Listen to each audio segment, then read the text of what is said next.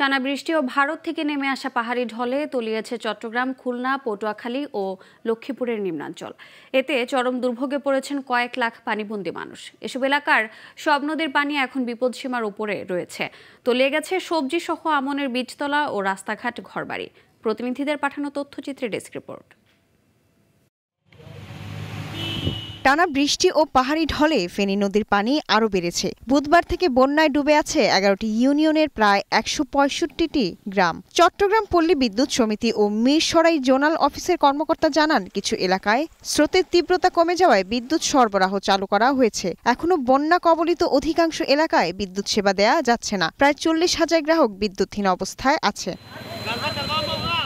খুলনায় ভারী বৃষ্টিতে জনজীবন বিপর্যস্ত। নগরীর প্রধান সড়কে হাঁটু পানি। চরম দুর্ভোগে পড়েছে খেটে খাওয়া ও নিম্নবিত্ত মানুষেরা। অনেক দোকান ও বাড়ির নিচতলা পানিতে ডুবে গেছে। অনেক স্থানে আবর্জনা ড্রেনে আটকে গিয়ে পানির প্রবাহ বন্ধ হয়ে জলবদ্ধতা তৈরি হয়েছে।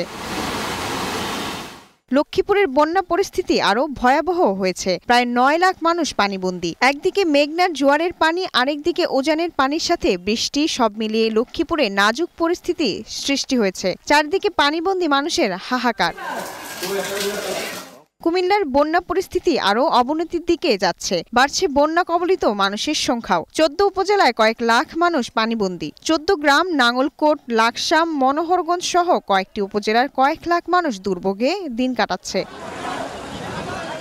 পটুয়াখালীতে দুর্ভোগে পড়েছে শ্রমজীবীরা। জলাবদ্ধতার কারণে ডুবেছে আমন ধান। এদিকে কুয়াকাটা সংলগ্ন বঙ্গোপসাগর উত্তাল হয়ে উঠেছে। উপকূলীয় এলাকা দিয়ে ঝড়ো হাওয়া বয়ে যাওয়ার শঙ্কায় পায়রা সহ সব সমুদ্র বন্দরকে 3 নম্বর স্থানীয় সতর্ক সংকেত দেখিয়ে যেতে বলা হয়েছে। Global television, news desk.